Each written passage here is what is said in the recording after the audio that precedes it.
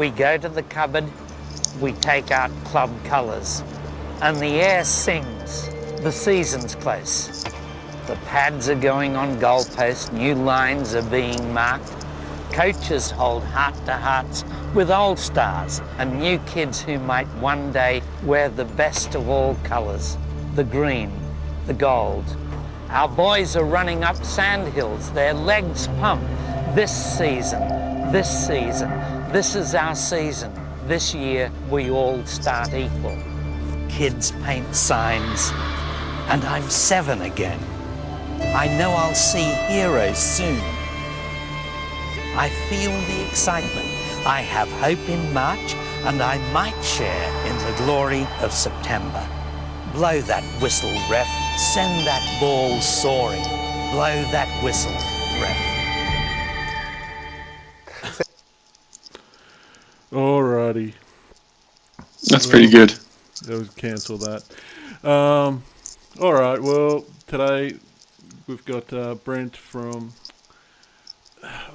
BJ on game day. I'm going to have to ask about that straight away. Just because, where'd you come up with the name for that from?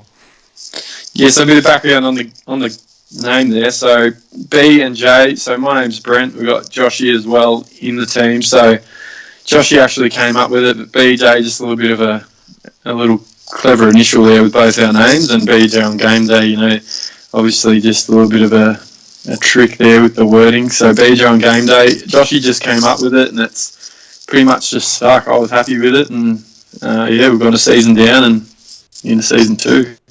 Well, it's just an interesting name considering what's going on in the NRL at the moment.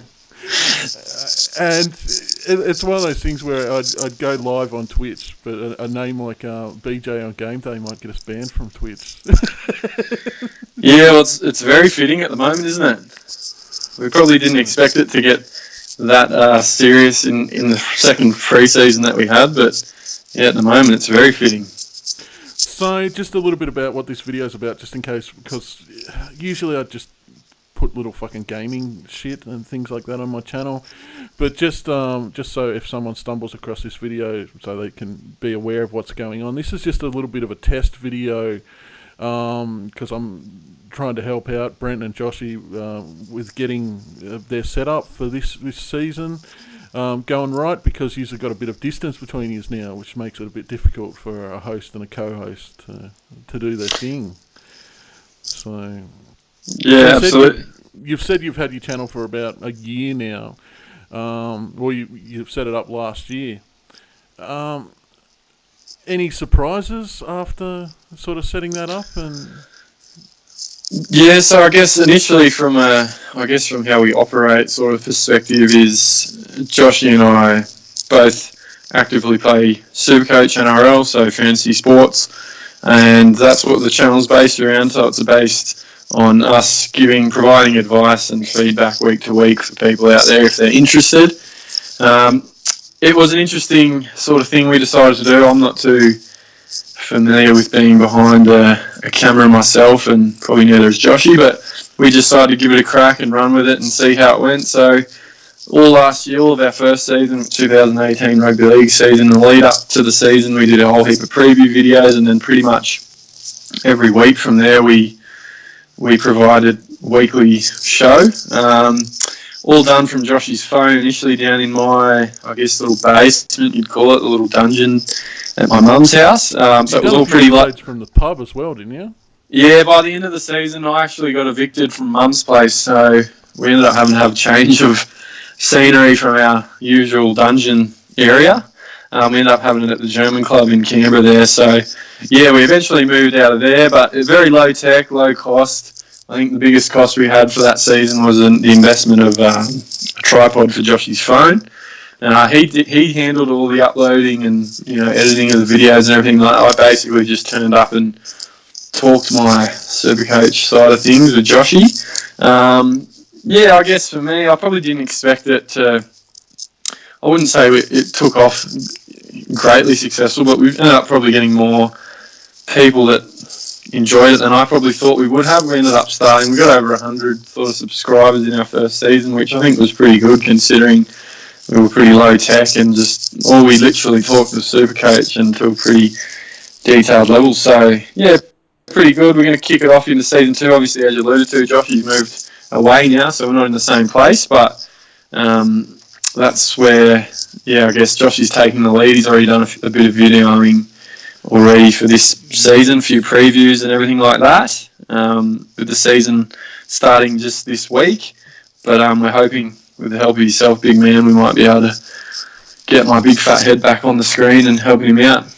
Yeah, because you said before that both of you sort of were a little bit uncomfortable in front of the camera. But I'd sort of disagree with that a little bit. Joshy seems quite sort of articulate in front of the camera, presenting and stuff like that. And you're more his block of roach, to use an old analogy. Comments from the Supercoach, sort of on the sideline sort of stuff. Yeah, that's probably, to be fair, I think Joshy's a bit more outgoing like that. For me, I'm fairly introverted anyway. But yeah, Joshy's definitely got a bit more of a gift of the gab. I don't know if he has in the past done anything like that. It's definitely foreign territory for me. But yeah, I'd agree with that. I think I'm definitely the, not the most camera attractive and, web streaming person in the world with all my mumbling and that sort of thing, but I don't know, you get there. You're coming through a lot better today. Well, that's a good start. Yeah, the mumbles last year. So to move on to the footy, lots been going on in the NRL lately, mainly surrounding players getting their dicks out inappropriately. How do you think that's going to affect going into next week's sort of opening round? Do you think it's going to affect the teams? Do you think they're just going to be looking to put it behind them? Yeah. That. But you know what I mean? Get back to the actual business of playing footy? Or do you think teams, especially Penrith, might actually be affected quite negatively by this? Yeah, it's a good question. To be honest, I'm not sure. I guess we'll wait and see. But I think the problem with it being an NRL fan and a tragic myself, when you follow the game since you're a kid, it's sort of hard to, despite everything that goes on, you can't just sort of turn your back on it because it's what you know, what you grew up sort of loving and that sort of thing. So it is very disappointing to see. You think these guys are people of privilege, they're getting paid big amounts of money, even the ones on lower salaries, to do what they love. And most people would love to sort of have an opportunity to do that sort of thing. But in terms of how it might affect, the teams going into the season, I think surely it has to play a part. If you think guys like, Jack DeBellin and now Tyrone May and that are under sort of criminal investigation and... Well, DeBellin's a particularly interesting case because he's been charged with sexual assault, if I'm correct. Mm-hmm. So he's facing court proceedings for that. And the NRL have seemed to have crafted rules specifically for him to be able to rub him out until this, pardon the phrase, until this case has been settled. So that's looking like it's going to be hitting the high courts because there is a few questions around whether the NRL should be able to stand him down pending the results of this court case, or whether anything that might affect his ability to play should be left until after the court case is taken place. What are your thoughts on that? Do you think he should be allowed to play until the courts have sorted it out, or do you think the NRL are right to step in, or would you sort of line up with what I think is? I think it's a club decision. I think the club should make that call, and the NRL shouldn't have anything to do with it. Yeah, so I guess the problem I have, I can see both sides of the story. I can see if you're not found guilty of something, how can you be stood down for something you haven't actually potentially done? I mean, you look at Brett Stewart, the same thing's happened for him as well. He ended up being found innocent. But, I mean, something had to give eventually. Every off-season or, every year there's something that's going on that is just a bad look for the game. I think the no-fault policy or the no-fault strikeout or whatever they've called it now, it's a step in the right direction. I do have some, issues with it, and I'll touch on those in a bit. But basically, you got to stop these guys from doing this shit, basically. Something had to give, and I think as much as I have disagreed with a lot of what Todd Greenberg does and says for the most part of his time as the head man at the NRL, pardon the pun, it's just ripe for bad jokes, I know that. Yeah, something had to give, and I think, as I said, it's a step in the right direction if it means players stop and think a little bit more about what they're doing when they're doing these things, like video recording themselves and putting themselves in situations where they think, oh, if this comes out, then it's not a good look. Then I think it's a good thing. Like I said, you're sick of seeing it. As a fan of the NRL, there's always something that happens in a pre-season, and this year's been unprecedented with a number of incidents. So I think that's a good thing. What I don't like about it is the other side of the sword is, you've potentially then got people that, haven't done something wrong that are going to get stood down, and what happens when, it's just before a final series or an origin series and something all of a sudden comes out that you don't know the purpose of that, why that's actually been leaked, but how they differentiate between standing someone down for something that's alleged, or do they have to actually be charged with it, because then there's actually a bit more to it. That's something that concerns me a bit too, is especially when we start to get around origin time. Mm-hmm. I don't know, maybe it's I'm being a little bit paranoid, but I'm a little bit concerned that someone can just make an allegation against someone come origin time and rub them out for origin. Because there is a lot of media and a lot of public spotlight that surrounds those 3 games of the year. I think it sets a dangerous precedent where I'd prefer that they just kept it to a case-by-case basis. Yeah, and I agree. I think, like you said, again, it's got to be, if someone's maybe not alleged, if they actually end up being charged by the police, I think there's got to be a little bit more to it. I mean, I don't know what goes behind that, but, maybe if once the police actually step in and do something about it, that's where you start to draw line. But I agree. I think case by case would be the way to go, because you can't have them as soon as someone's allegedly done something being stood down, because you'll end up having people cry wolf all over the shop for different reasons, I reckon.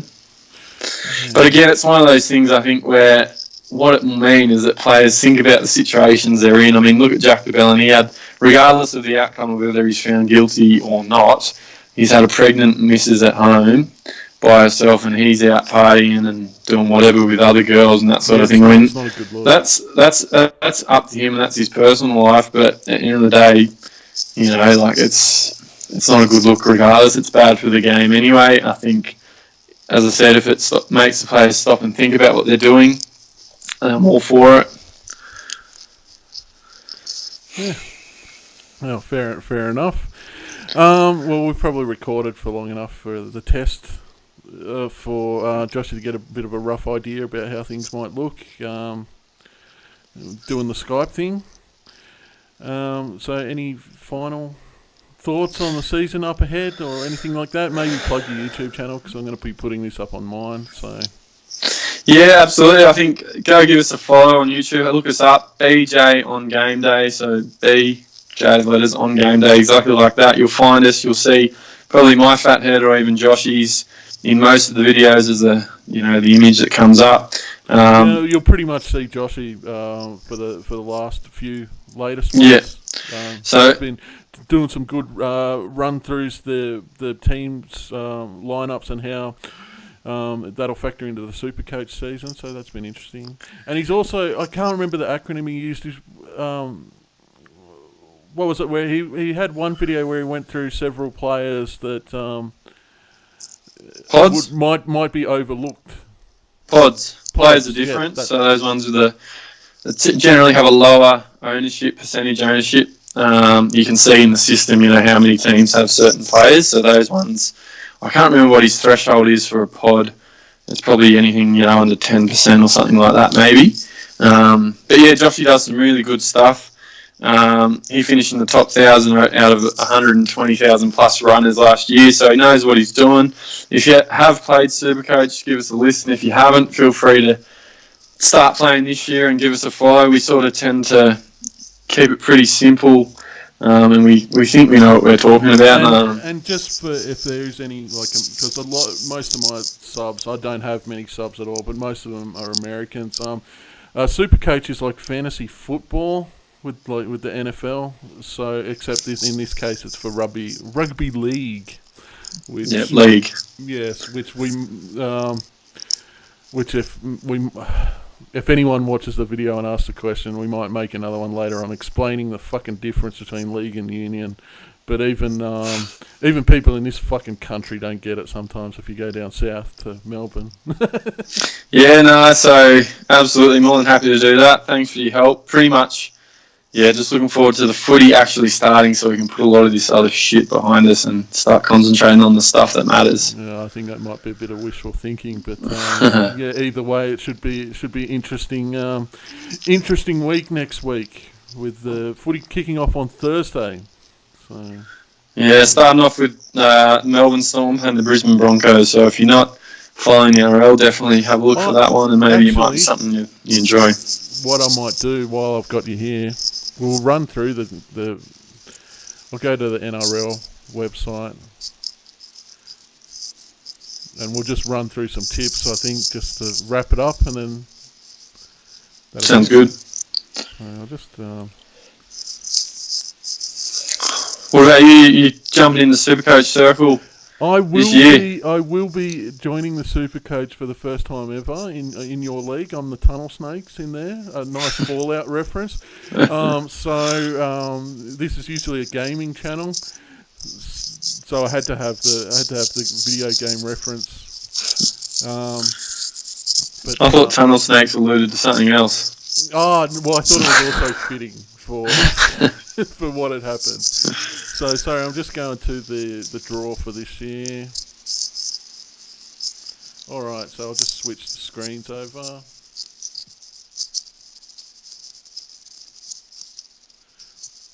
So as you said, first off, Storm versus Broncos. Should be an interesting one. Cameron Smith sort of trying to get to that 400 game mark. But big question is he a bit long in the tooth? Coming in against the Broncos, who had their own pre-season dramas with my club, the Rabbitohs. A bit of a coach swap. A few players are swapped as well, I believe. But yeah, should be interesting. What are your thoughts on this one? You're probably better qualified than me. No, I think you're spot on. I think I saw a stat the other day. The Melbourne Storm, I'm hoping this was correct. I don't think I got baited. The Melbourne Storm haven't lost a round one game since 2001. Oh, really? Yeah, so you're looking like, nearly 20 years of those first round games there, which is a pretty daunting stat. But that being said, I think it's sort of the end of an era is starting to occur with Melbourne. And Cooper Cronk's moved on. Billy Slater's retired. Smith's the last of that. That trio that's still there. I think. Well, and they had Inglis back in the day as well. They were pretty much unstoppable back then. Israel Folau, they had a lot of good players. So it should be an interesting one. I think I'm leaning towards tipping the Brisbane just because I think they've got a new coach who's going to breathe fresh air, breathe the life of fresh air into them. And I think that's what they needed. They're quite a young side too, the Broncos. Yeah, absolutely. I agree with you that one too, because I'm looking at the obviously we're looking on the NRL website. They've got the sports bet odds on it, and 235 for the Broncos against the Storm's 157. I don't know, that's a pretty good bet. I totally agree. I think what will be interesting, and Brisbane have been maybe a little bit underrated in at least last year, is they probably got one of the best young forward packs in the comp. They might have a couple out through injury, but you just think they've got guys like Matty Lodge, who's had a great season despite, the Americans might actually know who he is, but Matty Lodge is really performed well. American sportsmen get up to far worse shit than Matty Lodge, but yes, he did find himself in a little bit of trouble in New York. Yeah, he owes a family over there $1 million or some shit. Something like that. He got into a bit of strife terrorising a family over there, which wasn't good in a drunken rampage. But he's actually... Let us know if you ever want me to go into that rant. Because to be fair, what he did, and what Russell Packer did, I think those blokes should have been rubbed out of the game, to be fair. Yeah, and as I said, you sort of start to go off on a bit of a... You could talk about that for a little while, and I have my opinions and thoughts about it as well, but it's done now, and it is what it is. But I think, with the guys like they got David Fafita, Joe Ofanagu, Tavita Pangai Jr., Matt Gillette's back, Andrew McKay. I think they have a really good young pack, and it's going to be interesting to see how they step up to the challenge. They got, Anthony Milford hopefully does a bit with a new coach. He was a bit stale under Bennett. So I'm tipping Brisbane in that one. Should be a really interesting match, though. So looking forward to that one to open the season. Yeah, I'd go with the Broncos on that one too. Nice. Alrighty, so Friday the 15th, we've got the Newcastle Knights versus the Sharks. Your Newcastle Knights versus Sharks. Sharks too having some coaching dramas during the off-season, copping a bit of... they've lost... Flanagan's gone. I believe deregistered by the NRL, if I'm correct. Yeah, I think there was a bit of shenanigans that occurred in the last couple of years that caught up with him, so he's actually been deregistered as a coach. So just for those that don't know, the Sharks had a bit of a drug testing problem with the use of peptides, and that was all investigated and penalties were handed down. Most people got 12 months. A lot of players got 12 months with it backdated, so it ended up only being like 3 months. But then they had some salary cap dramas. And the auditors went through the Sharks' books to do the salary cap, and what they'd found is that their coach at the time had contacted the club during his suspension, which was a major breach of his suspension. So he's gone. He's been deregistered, so he can't coach anymore. I think that's pretty much sums it up. Yeah, absolutely. And he was the coach that led them to their first premiership in the club's history only 2 years ago as well. There was actually some drama yesterday because Paul Gallen was on a media panel, and there was talk of because apparently Cameron Smith wants the NRL to look into the Storm's stripped premierships, and basically Gallen turned around and said if the Sharks were stripped of that premiership, he'd just automatically walk away from the game. Yeah, and he made a point there, which I'd have to agree with when he did say that about, as a player, it's not his responsibility to understand or know what each player is being paid or how the club is handling the salary cap or what third-party arrangements and stuff are going on. Of course, I'm sure some players will be talking to each other about that sort of thing, but as a player, it's not his role. And the NRL did state that the Sharks were within the salary cap when they won their premiership, that these latest salary cap dramas have nothing to do with that premiership. So, and the Storm, the Storm were way over the salary cap. Like they were getting close. What was it, 1.2 million or some shit over? Like it was. There's no way they didn't know. It's potentially it was like that per season for about 3 of the seasons of the 4 or 5. So they were like nearly 4 million over 5 years or something like that. Whereas the Sharks believed they were something like 50 grand over, so they self-reported to the auditors, and the auditors found out it was a little bit more than that.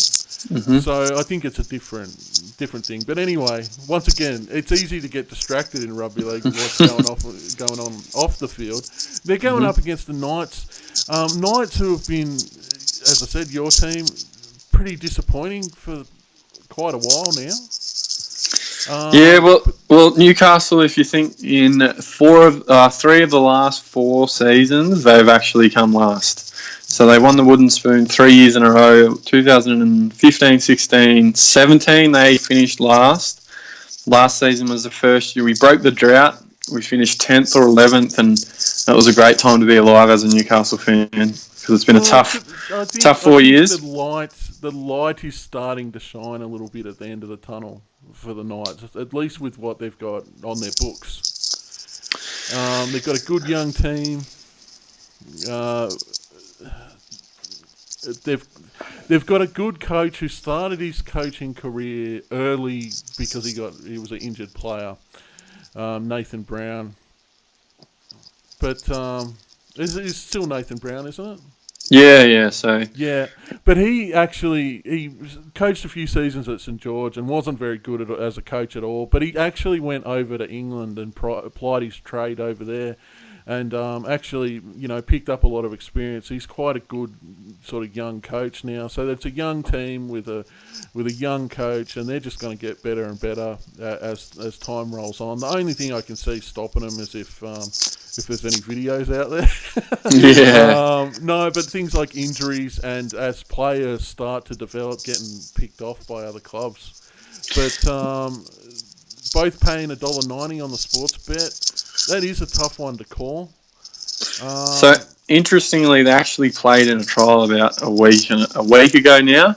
Yeah. Cronulla came out much better in that, winning 30 points to 6. So it was interesting. Newcastle, they were both pretty much full strength for at least the first 40 minutes of the game, the first half of that trial, and Cronulla definitely outplayed them in all facets.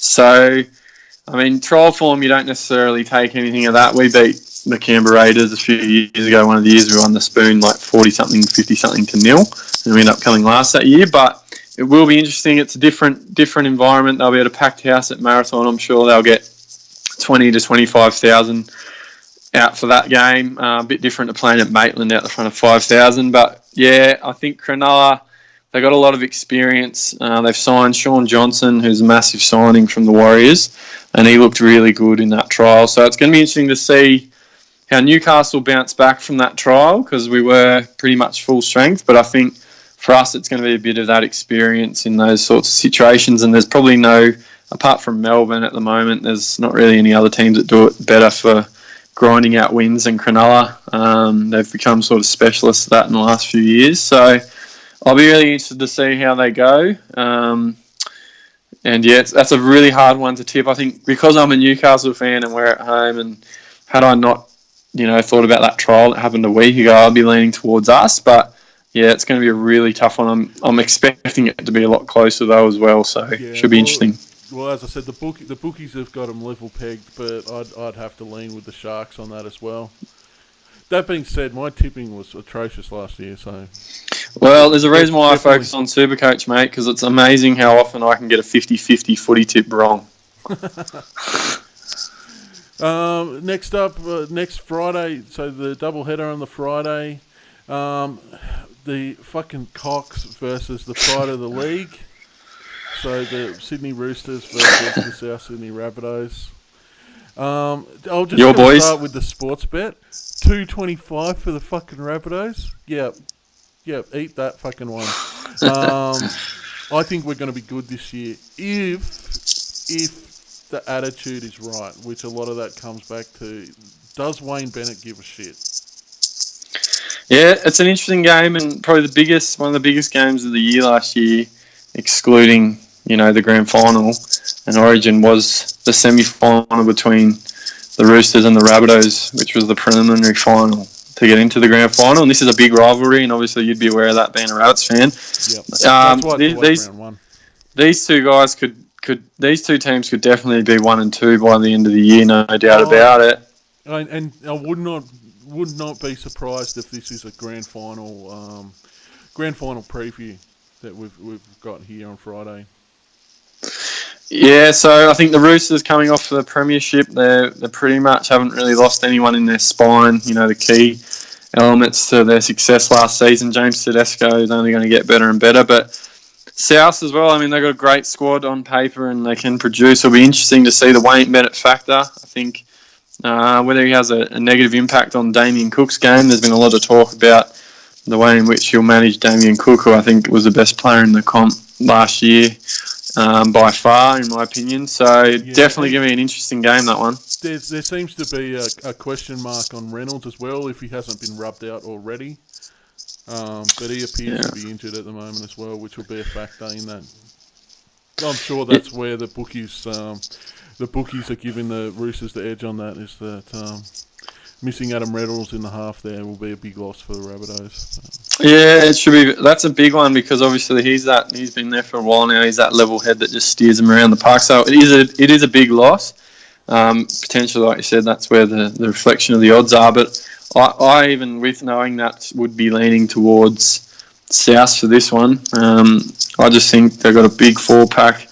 They've lost Angus Crichton, who's actually at the Roosters, but I think Damien Cook and Sam Burgess and Cody Walker and Greg Inglis, whether he plays or not, I think there's just a lot of class across the field, so it'll be an interesting one. That's the thing. Even when Greg Inglis is on the field, it's still a question of whether he plays or not. Yeah.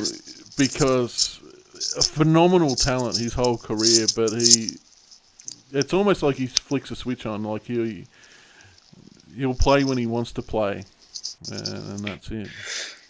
I think when he actually is on, he's probably one of the most devastating players I've seen in my life. You know, he just runs over guys. He just can't.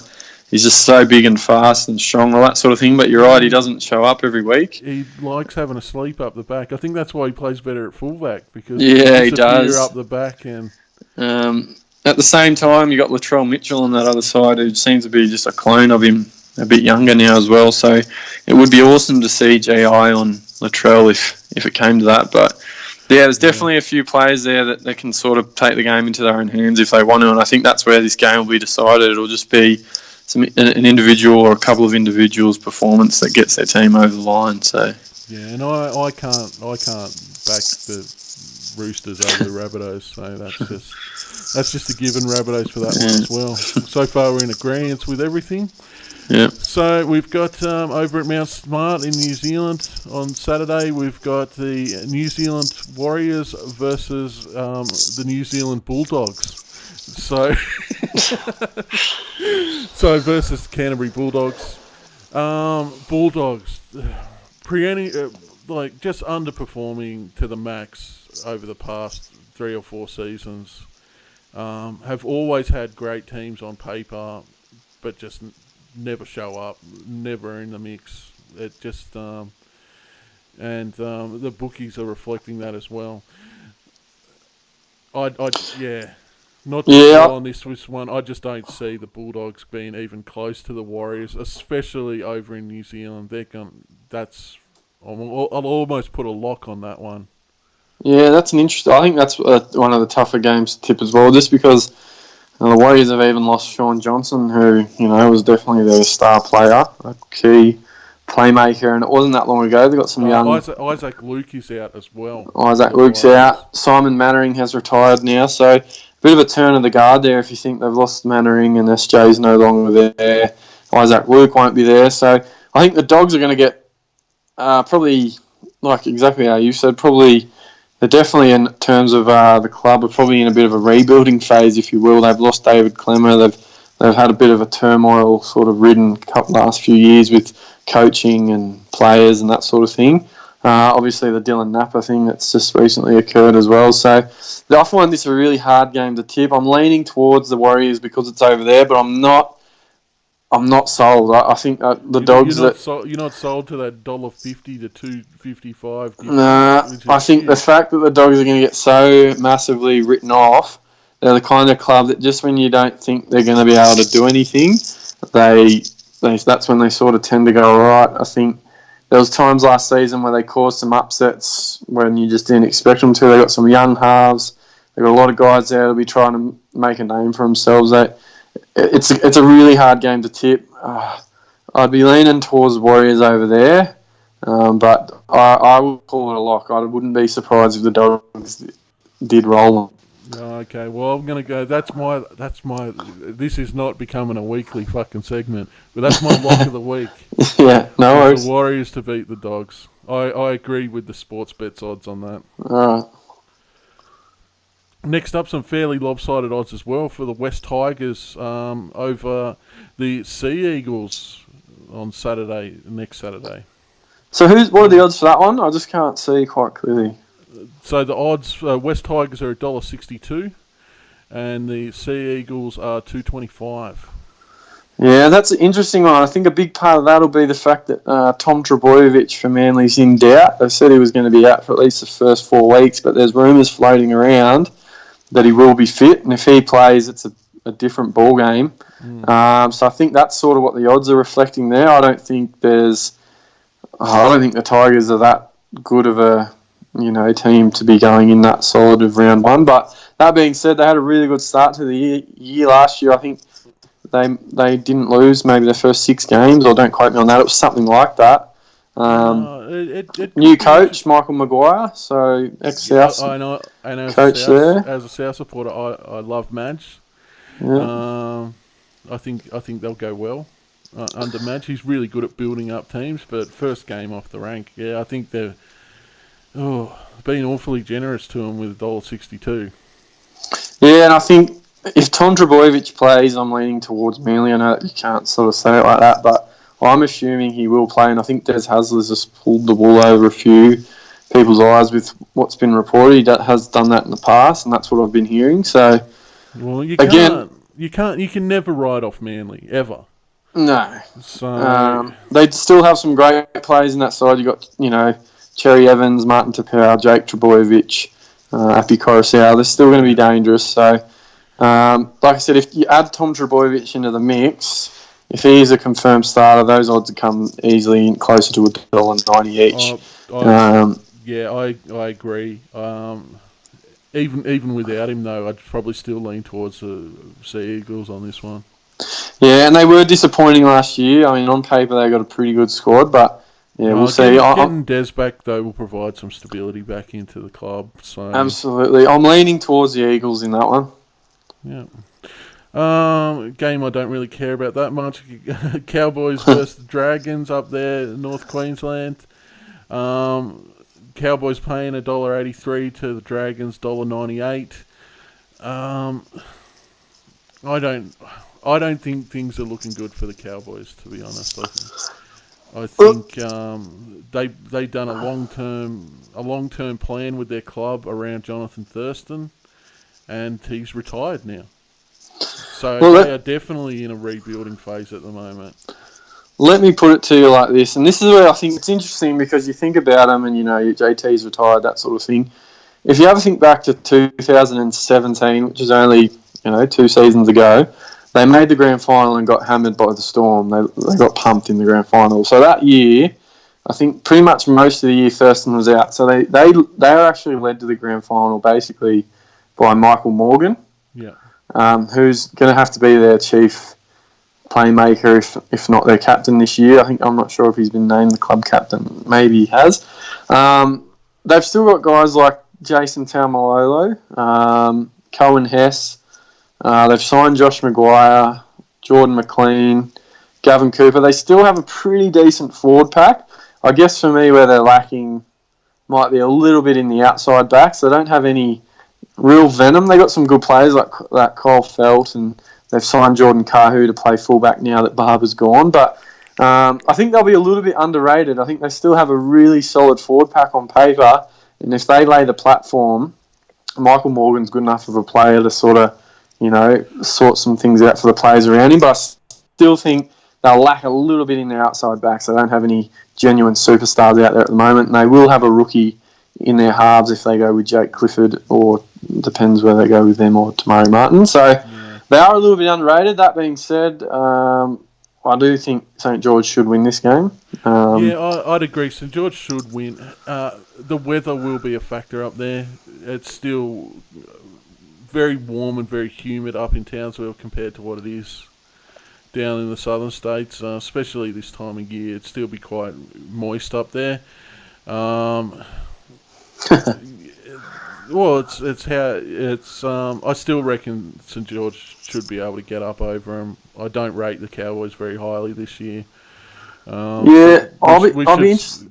As I said, my tipping's shit, so a lot of people might disagree. But that being said, I know there's a lot of Dragon supporters out there that would certainly agree with me. Well, it's interesting there. They've signed Corey Norman from the Eels, and I think he's going to go into 6.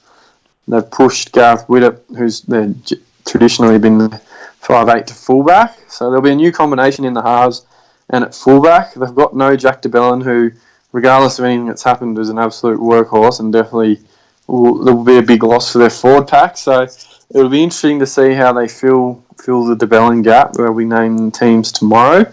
And also that new combination of the 6, 7 and 1. I still think they've just got a little bit more class in their outside backs with like Laffey and Ewan Aitken, I think, Widdop, Norman and Hunt's still a pretty good combo, and McInnes is a good 9. So I think they still should have enough, but I think it could be a bit of a battle of the forwards, and we all know in league, if your forwards don't do the work for you, it makes it very hard to do anything. So it should be an interesting game. All right. So then we get to Sunday. Panthers versus Eels, with the Panthers paying $1.52 to the Eels $2.50. I'm going to start by saying it's probably a good bet on Parramatta. As we mentioned earlier in our little chat, we're yet to see what the effects of the off-field drama are to have on the Panthers. That's a massive gap in the odds that they've given. Because I think Parramatta could be all right. It's really hard to tell with Parramatta. They're once again underachievers consistently. But they seem to, like getting rid of Hayne and stuff like that, they seem to have cut some dead wood from their team. Brad Arthur's a fantastic coach. I think they'll do a lot better this year than what people are expecting. As I said, Panthers are a team on the rise. If Panthers can get all guns firing, they'll be finals. They'll be up there come the end of the season. As I said, though, with this off-field shit that's happening, I don't know how that's going to affect the club ethos as a whole. Pardon the pun. But yeah, as I said, I'm actually going to go with the Eels at long odds on this one. Yeah, I mean, it's interesting what you say about the Eels. I mean, only 2 seasons ago they were a top 4 side, and then last year they finished last, and no one saw that coming. Did they finish last? Or did the Dogs finish last? They came somewhere down there. Last year, everyone was talking them up as potential premiership favourites at the start of the season. And myself included. They were just shit. They absolutely I couldn't, I don't know what's happened there, but like you said, they've got rid of Hayne, they've got rid of Corey Norman. Brad Arthur seems to be a good coach. They've signed a couple of big men, so they've signed Sean Lane and they've got Paulo back from Canberra, so they've added a bit of beef to the forward pack. There's a young half, Dylan Brown, who they've got a lot riding on. They say he's a very good player, so I guess it's exciting for Parra because there's a bit of potential there. Gutho at fullback, you got Mitchell Moses in the halves.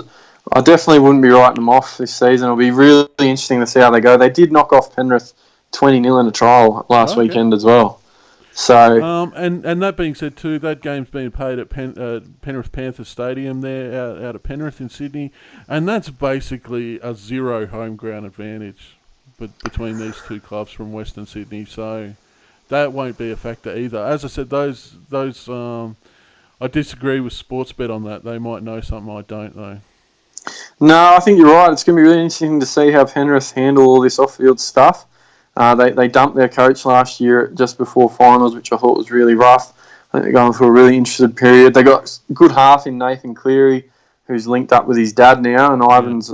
We all know Ivan's a quality coach. Ivan is just a quality rugby league mind. If those absolutely so as a player, so I think the things he's done with the Warriors and the Tigers last year with squads that on paper weren't the best, he's got them to produce at times. So this drama is probably the last thing he wanted, but it'll be again really interesting to see how they go. They don't have many superstars on paper, in my opinion. They've lost a few guys out of their forward pack in Trent Merrin going to England and that Corey Hauer-Nierau going to the Dogs. It's going to be interesting. They don't have a noted hooker there, as far as I'm aware. I'm not. I guess that's been the thing with them. They've not been the best. They haven't had any superstars on paper, but in the past they've been able to work well as a team, and that's how they've got the job done. So it's going to be really interesting to see how all this drama has affected them and whether that does impact their ability to play as a team. So I'll be really interested to see this one. I'm with you. I'm leaning towards Parra in this one. The odds, I'm not sure what's happened there, but I think Parra could roll them.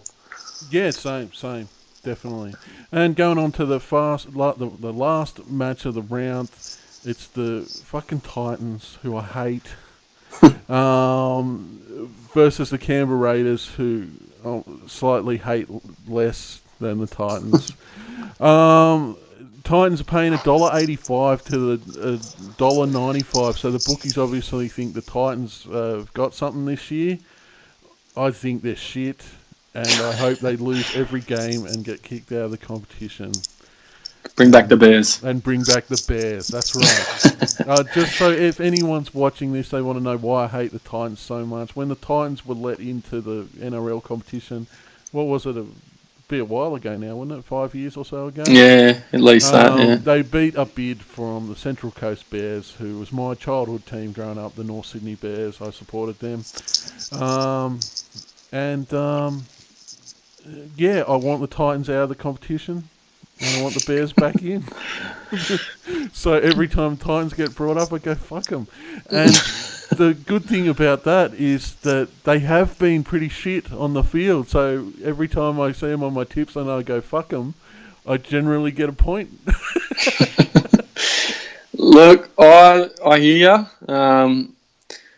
They're going to be another team like the Dogs that probably get written off before they get out there. And if you do that, they can cause some upsets. And the Raiders aren't exactly filling me with confidence this year. So this is another tough one. I think Raiders, very similar mould to Parramatta, where early last season everyone was talking up how they were a premiership opportunity going by the year before's performance where they nearly made the grand final.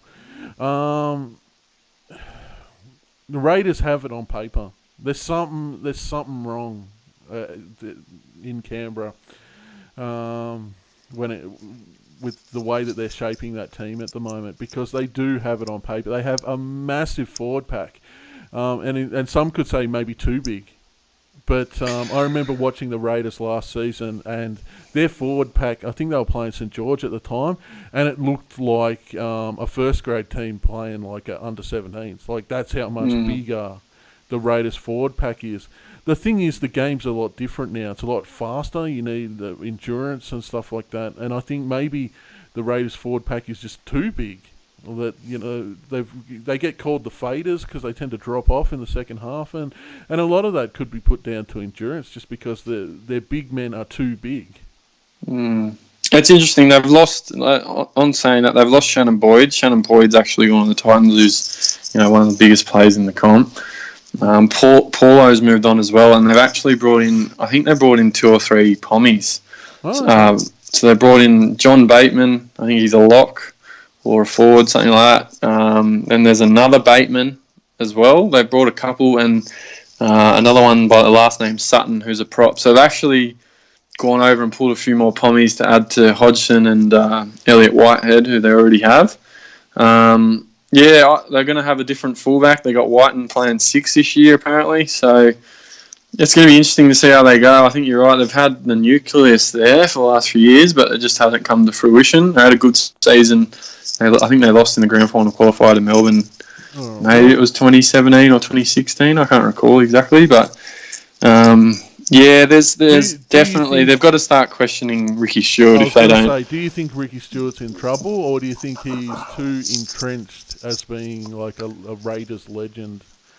You know, it's interesting. I think the same thing happened with Ferner. He was there for a pretty long time, but eventually they said it's time to go. They are pretty loyal to those. Ferner did get results there though for a while. Yeah, they did. But like you said, I think Ricky Stewart's been there for long enough now that if they don't play finals this year, they've got to question what's going on there, because they've got, on paper, you can only, make the most of the youth for a certain amount of time. Your window of opportunity when you've been building a squad for 4 or 5 years is probably that next 2 or 3 years afterwards, and I think the Raiders are going to start pretty much coming to that point now. You got guys like Jared Croker and Leilua and Kotrick and Josh Hodgson, and I think maybe their halves they might be lacking a little, but I think definitely a question mark over Stewart if they can't make finals this year. Right. In saying that, the tipping, oh God, I don't know who to tip. I think Titans have still got some good individual players, and they can roll teams up on the Gold Coast. This is another hard one to tip. Yeah, weather could be a factor there too, but it's still pretty fucking warm in Canberra at the moment, so Probably not as much. So similar climates. I fucking hate the Titans, and I'm never gonna fucking pick them. So fucking go Raiders. I'll sing the Canberra Raiders theme song. I'll sing fucking Green Machine until I'm fucking blue in the face next Sunday. I am gonna just go with the Titans because I'm unsure and they're the home team. But yeah, I can't. That's probably pretty much the extent of it. I think I've got no idea, and I don't really care either. Oh, fair enough. All right, well, just so people are aware too, the game that's playing on the background while Brent's mug's up on there is Rugby League 3 for the PlayStation 4. We did do a little bit of a test earlier, just testing out the Elgato and stuff like that. And there was one thing that I did say we'd need to mention if I did a video for my channel, and that would be that all Rugby League video games are shit. It's a bit of an unfortunate thing. So if you're looking to learn a little bit more about Rugby League, the video game is probably not the way to go, unless you get yourself a copy of E.T.'s Rugby League from the early 90s on the PC. Great. And you used to be a big fan of ARL 97. Yeah, ARL 96 on the PC was a great game. Great game. Also on the Sega Mega Drive. I will say I did fire it up, though it doesn't hold up. Yeah, okay. No, it was definitely its gameplay, and that was really good. It's much better than these rigid, automated sort of. It is a shame. I don't know why they're not pulling together the development funds. The rivalry between Rugby League and Rugby Union. It'd be something for video game's sake if they could put it aside. And if you just had like a rugby game that was league and union, I think it would be fantastic, especially when coming into 2020 with the Rugby Union World Cup and stuff like that. I think you could add interesting factors into it too, like during the player career, having players switch codes and stuff like that would be really interesting. Hybrid games or something like that. Yeah. I remember John Lomu's Rugby on PlayStation. The original PlayStation was one of the best rugby games at the time. From there was a couple of rugby games that came out from EA Sports, but I'll stand by the best games I ever played that were like a football-related game for a console was EA Sports Rugby 2007, I think it was, and then they brought out a 2008. By far the best rugby-related games I've ever played, and I just wish they kept going with that, because that was one of those things where, if they had been doing that for the last 10 years, it would be an awesome game, but I just don't think they had the demand there to keep up with there isn't, and that's what I'm saying. It cost to develop it. If they had a rugby like union and league, maybe the market would be there for EA, or maybe not EA, because EA are fucking everything they touch at the moment. I know you're probably not up with your game news as much as me. EA is probably not the best fucking company to do it at the moment, but just to have a more sports orientated developer actually put some resources into it. The current Rugby League games are made by Red Ant, I believe the publisher's called. They change their name fairly regularly, but they do pretty well with the obvious sort of not a lot of resources. But they as you said, they play very clunky. As you can notice on the screen, the players tend to look pretty fucking weird. They look about fucking 40 years older than what they should be. It's just a shame that we don't have a good Rugby League game out there, but you do your best with what you got, I guess. Yeah, I think, like you said, Madden instead, I guess. You'll play this if you're a Rugby League fan, because it's a Rugby League game, but they're not going to pick up any new fans to their gaming by this sort of game. I think that's the most disappointing thing of the NRL games is just that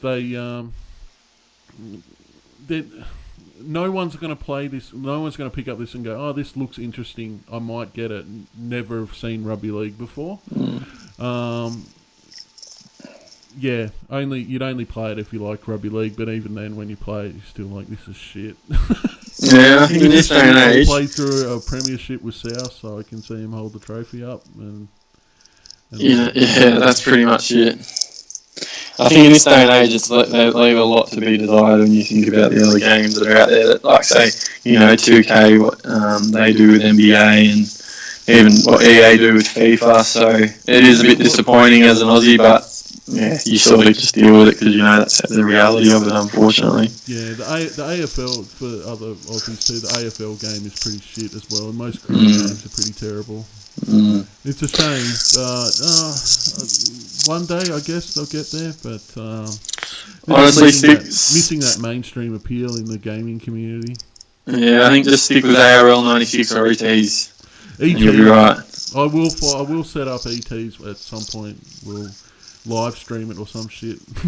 That was the start. That was the first probably computing rugby league game I ever would have played. You would have set up many years ago, and that had me hooked. It all sort of went downhill after ARL 96, so unfortunately. And I think if I was in charge of making an NRL game, that's the direction I'd take. Like, I'd stop the trying to do realism aspect of it, and I'd go back to full-on cartooniness and make it a fun gameplay experience. Yep. I think you're spot on. No one cares about how lifelike the players look in terms of trying to enjoy how the game plays. And they always fuck up things like kicking and stuff like that.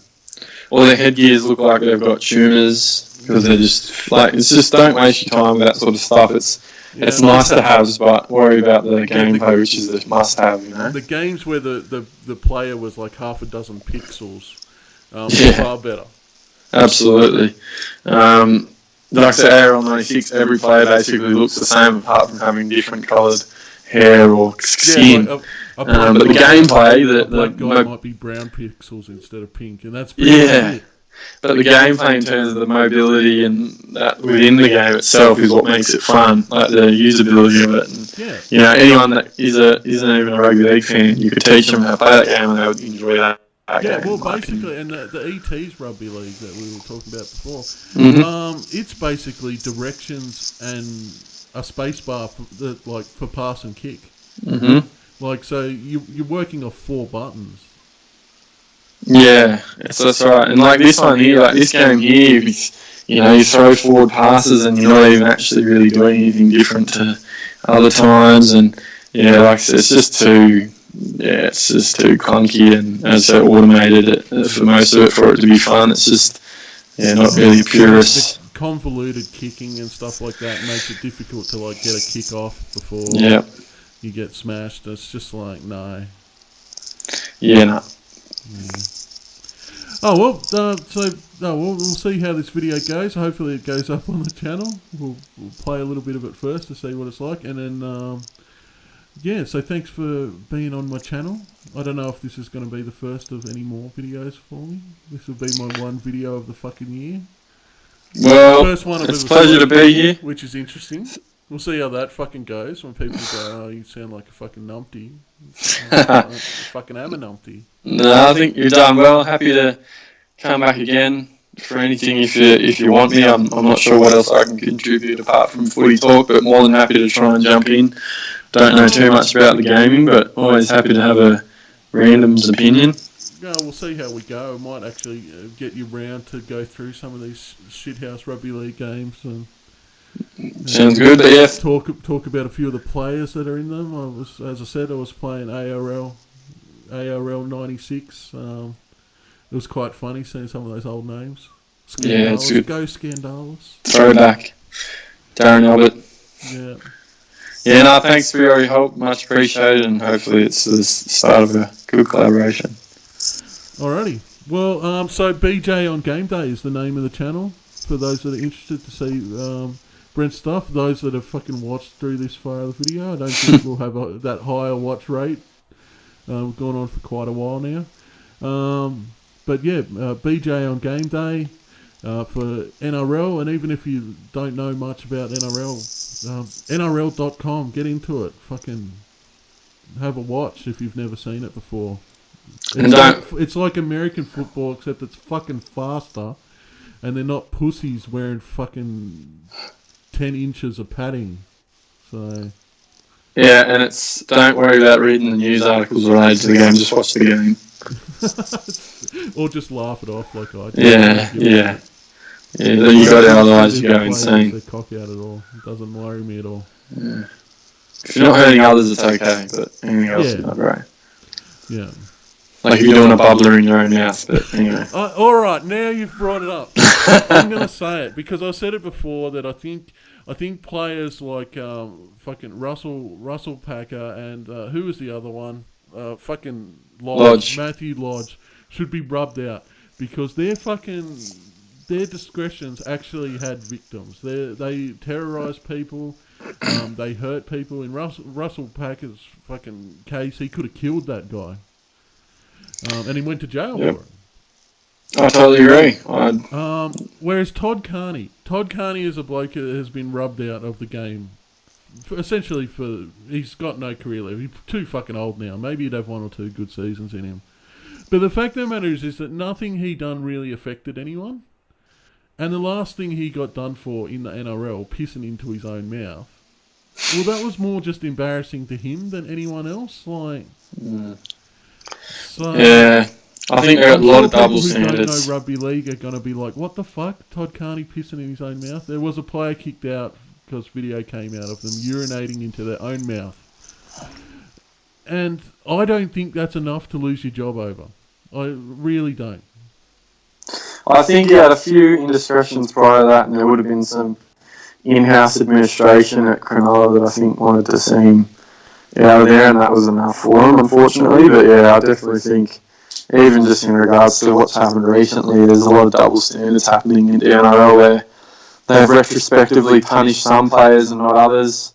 You look at what Greg Inglis did in terms of drink driving, his stature in the game. He had some issues with domestic violence, I believe. Absolutely, it's not his first time he's had a discrepancy, and even Sam Burgess as well, these bloody protected South players. But if you're going to do it... That's because they've got the power of the gladiator. The Russ. The gladiator I think is protecting them.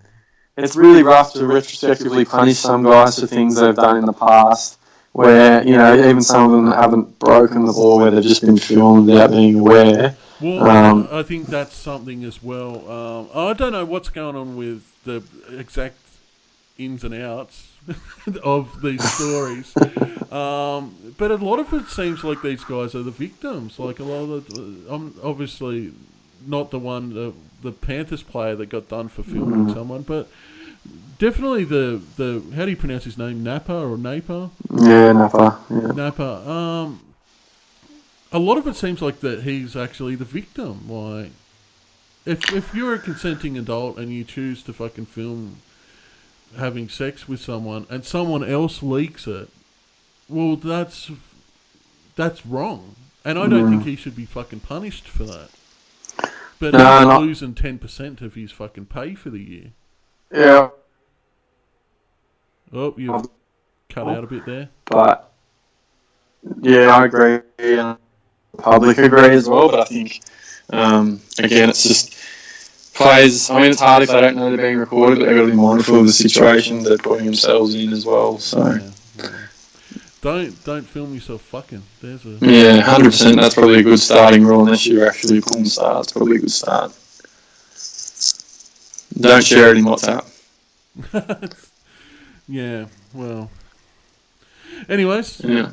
On that lovely note, BJ and Game Day is the channel where you can get all your fucking Supercoach news, your rundowns of the teams, and your competition's full for the year, I'm guessing. But I think we've got 20 rounds. Filled up that quickly, you might want to look at doing a B League or something like that.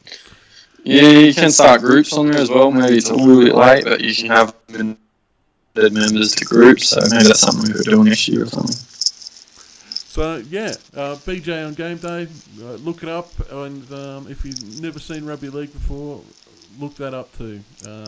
I'd suggest starting with probably a State of Origin game or a Grand Final. Agreed. Cheers, Bogan. All right, have a good one. See you, mate.